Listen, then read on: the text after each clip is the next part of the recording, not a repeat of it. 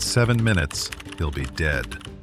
December 2nd, 1993, 2:37 p.m., Medellín, Colombia. Pablo Escobar is pacing across an orange terracotta floor in his socks, talking to his son on a Motorola cell phone. At this exact moment, Colombian search block soldiers are climbing the stairs outside. They've traced his call. The question isn't how he died. The question is how a middle-class kid from a dusty Colombian town became so powerful that 2 governments, the DEA, the CIA, and rival cartels, all had to unite just to stop him. Part 1. The Rise. Pablo Emilio Escobar Gaviria is 13 years old, watching his mother patch holes in clothes she's already patched twice before. His father is a peasant farmer who can barely feed 7 children. Pablo is smart enough to see his future, the same rural poverty that's defined his family for generations, the same dust and heat and endless grinding survival. He decides right there that he will be rich, not comfortable, rich. Before the cocaine, before the empire, Pablo Escobar made his money stealing gravestones, sandblasting off the names and reselling them. He stole cars. He sold fake lottery tickets and contraband cigarettes. At 16, he was running a small operation smuggling household appliances over the Ecuadorian border. These weren't the actions of a criminal mastermind.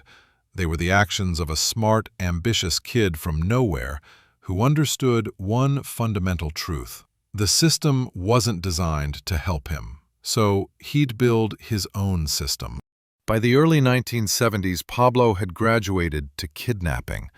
He'd snatch local businessmen, hold them for ransom, then release them unharmed once the families paid. Clean, professional. He was building a reputation, ruthless when crossed, but honorable when dealing straight.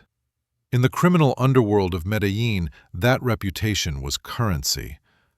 But Pablo was watching something else, something that would change everything.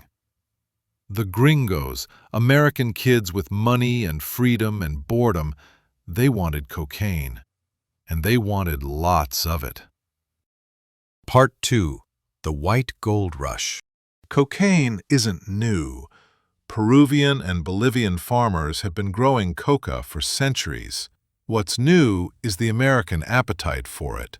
Cocaine in the 1970s isn't the drug of the poor, it's the drug of the rich. Studio 54, Wall Street, Hollywood. It's glamorous, it's expensive, and Pablo Escobar sees an arbitrage opportunity that makes car theft look like stealing candy. In Colombia, a kilogram of cocaine costs $1,000 to produce. In Miami, that same kilogram sells for $50,000. Pablo doesn't invent the cocaine trade. He industrializes it. In 1976, he meets a pilot named Barry Seal, a crazy, brilliant American who can fly a plane under radar and land on dirt roads in the dark. Together, they develop a system. Small planes fly cocaine from Colombia to remote airstrips in the Bahamas and Panama. From there, it's transferred to larger aircraft and flown into the United States. Pablo is moving 15 tons of cocaine into the United States every day. That's $750 million worth of cocaine, every single day. The money comes back in duffel bags, in shipping crates, in suitcases stuffed so full the zippers break. Pablo employs accountants just to count it. They work 8-hour shifts. They develop carpal tunnel from rubber banding stacks of $100 bills. Pablo has so much cash that rats nest in it.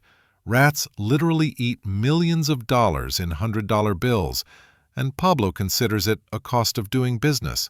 About 10% of his annual revenue lost to spoilage. By 1982, Pablo Escobar is worth $3 billion. He's 33 years old. Part 3. The Robin Hood Myth. Pablo builds housing projects for the poor in Medellín. He constructs soccer fields. He hands out cash in the barrios. He builds an entire neighborhood, Barrio Pablo Escobar, with hundreds of houses for families living in slums. He walks through the streets of the poorest neighborhoods, and people cheer him. Children ask for his autograph. The rich in Medellín despise him. The government fears him. But the poor love him. This is strategic. Pablo understands that loyalty is purchased, not earned. But he also genuinely believes he's different from the elites who've always controlled Colombia. He's one of them, a poor kid made good, and he's giving back. In 1982, he runs for office. He's elected as an alternate delegate to the Colombian Congress. Congressman Pablo Escobar. He shows up to Congress, smiling, shaking hands, wearing respectable suits. He's laundered his reputation the same way he's laundered his money, by pouring it into legitimate enterprises until no one can tell the difference between the clean and the dirty. But there's a problem. A newspaper editor named Guillermo Cano won't stop publishing stories about Pablo's criminal empire. A justice minister named Rodrigo Lara Bonilla won't stop talking about Pablo's drug connections. They're embarrassing him, making it impossible for him to complete his transformation from criminal to statesman. Pablo has a simple solution to embarrassment: elimination. In 1984, Rodrigo Lara Bonilla is assassinated, shot by Escobar's hitmen while driving through Bogotá. The Colombian government finally understands what they're dealing with. Not a politician, not even just a criminal. Something worse. A man who genuinely believes that killing is just another form of negotiation. Like this story? Leave a thumbs up if you want more tales about history's most dangerous criminals. Part 4. Plata o plomo. Plata o plomo. Silver or lead. A bribe or a bullet. This becomes Pablo's calling card, his philosophy, his entire approach to power. When Pablo wants something, he makes you an offer. Take the silver, the money, usually millions, and do what he wants. Refuse, and you get the lead, a bullet. Maybe your family gets bullets too. Judges take the silver. Police officers take the silver. Politicians, journalists, prison guards, prosecutors, they all take the silver. The ones who don't take the silver, they die. Pablo is running a murder factory. Between 1984 and 1993, his organization is responsible for over 4,000 deaths. 4,000. That's not cartel wars. That's judges, journalists, police officers, politicians, and random civilians unlucky enough to be standing nearby when a car bomb detonates. The Colombian government issues an arrest warrant. Pablo responds by bombing the Colombian Supreme Court building. M-19 guerrillas storm the Palace of Justice in November 1985, taking the entire Supreme Court hostage. 11 of the 25 Supreme Court justices are killed. The official story says M-19 acted alone. Everyone in Colombia knows the truth. Pablo funded the operation to destroy records of his pending extradition cases. Pablo's war isn't just against the government. It's against the concept of government itself. He's proving that in Colombia, he's more powerful than the state. In 1989, Pablo bombs Avianca Flight 203. The plane explodes mid-air, killing all 107 people on board. The target is a single presidential candidate who isn't even on the flight. 107 people die to kill one man who wasn't there. Pablo bombs the DAS building, the Colombian equivalent of the FBI, in December 1989. A truck packed with 1,100 pounds of dynamite detonates outside the building in Bogotá. 70 people die. The explosion is so powerful it destroys buildings 3 blocks away. Part 5. The Fall. Pablo Escobar's one fear wasn't the Colombian police. He paid most of them. It wasn't the military. He paid them too. His fear was extradition to the United States. In America, he couldn't bribe the judges. In America, his money and violence meant nothing. He'd be just another inmate in a maximum security prison, forgotten. So when the Colombian government reinstates extradition for drug traffickers, Pablo declares war. He keeps making one offer to the Colombian government: stop extradition and the violence stops. You're not being arrested, you're negotiating from a position of strength, using dead civilians as your leverage. In 1991, the Colombian government blinks. They offer Pablo a deal. Turn yourself in and you won't be extradited. You'll serve time in a Colombian prison, a prison you design and build yourself. July 1991, Envigado, Colombia. Pablo Escobar walks into prison, voluntarily, with a smile. But calling La Catedral a prison is like calling Versailles a house. Pablo designed it. It has a soccer field, a bar, a nightclub, a waterfall, and bedrooms with queen-size beds. Pablo's cell has a giant jacuzzi. From this prison, Pablo continues running his cocaine empire. He orders hits. He coordinates smuggling routes. He holds meetings with his lieutenants. Then, in July 1992, Pablo murders 2 of his own lieutenants inside La Catedral. He tortures them personally. The bodies are found on the prison grounds. Even for Colombia, even for the government that spent years looking the other way, this is too much. They decide to transfer Pablo to a real prison. Pablo hears about the plan. On July 22, 1992, he walks out of La Catedral. Just walks out. His guards wave goodbye. Pablo Escobar, the most wanted criminal in the world, is on the run. And that's when everything changes. When Pablo escapes La Catedral, he becomes everyone's target. The Colombian government creates the Search Block, an elite unit trained by American special forces.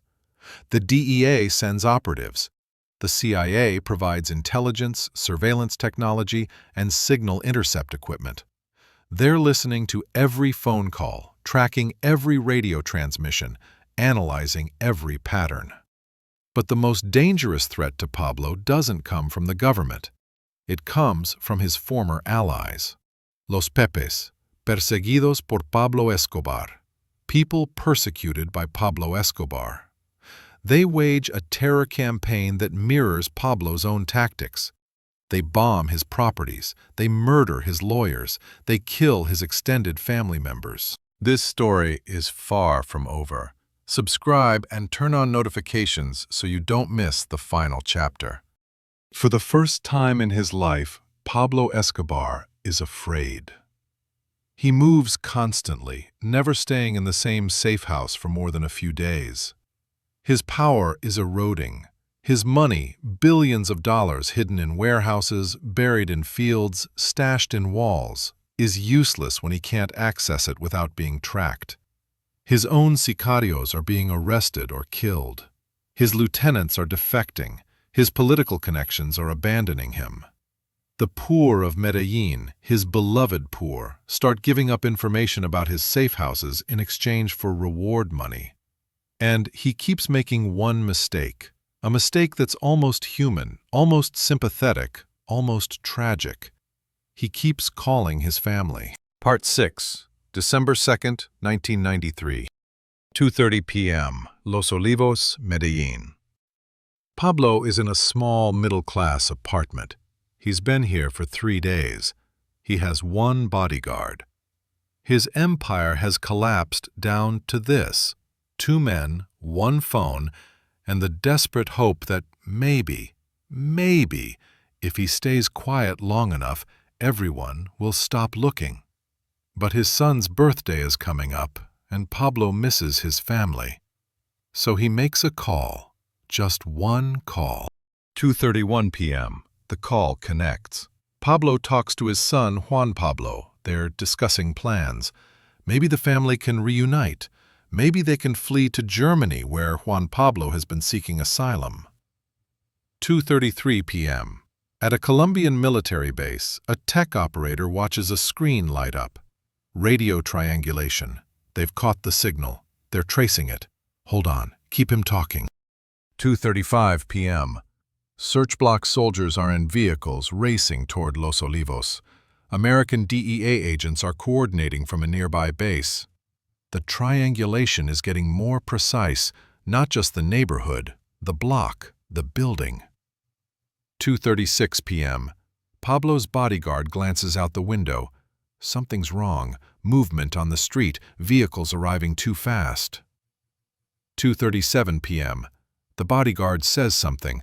Pablo is still holding the phone. He tells his son he'll call back. He hangs up. 2:38 p.m. Search block soldiers are in the building. They're climbing the stairs. Pablo hears them. He knows. After 18 months on the run, after 20 years of war with the Colombian government, he knows exactly what's happening. He grabs a gun. His bodyguard grabs another. They run for the back of the apartment. 2:39 p.m. The soldiers breach the door. Gunfire. Immediate, deafening gunfire. Pablo's bodyguard fires back. The soldiers return fire. The apartment fills with smoke and noise and the smell of cordite. 2:40 p.m. Pablo crashes through a window onto the roof. He's running in socks, no time for shoes. He's clutching a pistol. He's bleeding. He's already been shot, maybe in the leg, maybe in the torso. He's 44 years old, overweight, out of shape from months of hiding, but he's running. The soldiers follow. They're on the roof now, multiple shooters. They see Pablo. They fire. 2:41 p.m. Pablo Escobar is hit again and again.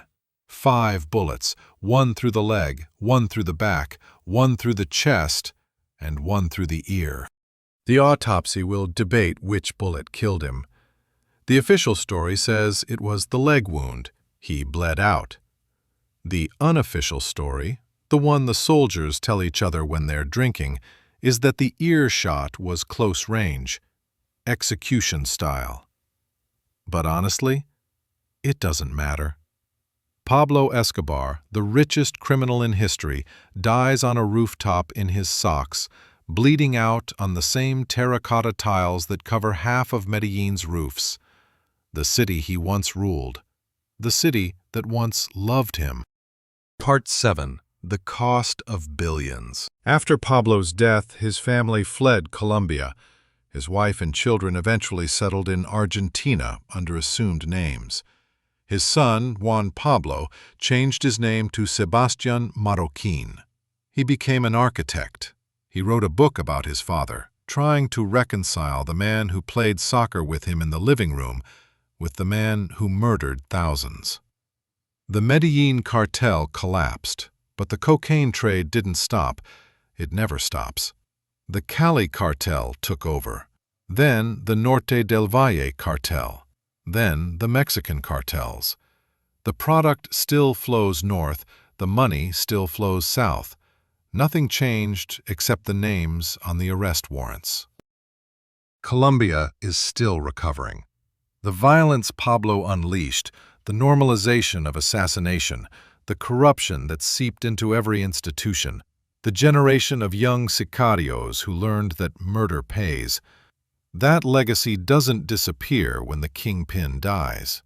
The DEA estimates that Pablo, at his peak, was worth $30 billion. $30 billion. That's not revenue, that's personal wealth. He was one of the 10 richest men in the world, and his business model was addiction, violence, and corruption. Here's what that money bought. 4,000 dead. Probably more. A country held hostage for a decade, judges murdered, journalists murdered, presidential candidates murdered. An entire generation of Colombians who grew up thinking that the man with the most guns makes the rules. And for what? So Pablo Escobar could die on a rooftop in his socks, bleeding out while Colombian soldiers took photos with his corpse? We've turned Pablo Escobar into a myth, the peasant boy who became a king, the Robin Hood who gave to the poor, the criminal genius who beat the system. But that's not the real story. The real story is what it cost. Share this story with someone who needs to understand the real price of power and corruption. Comment below, what surprised you most about Pablo's rise and fall? Want to dive deeper into the untold stories of history's most dangerous figures? Subscribe for more exclusive historical narratives about the people who shaped our world through power, corruption, and ambition. Each story reveals the true cost behind the legend,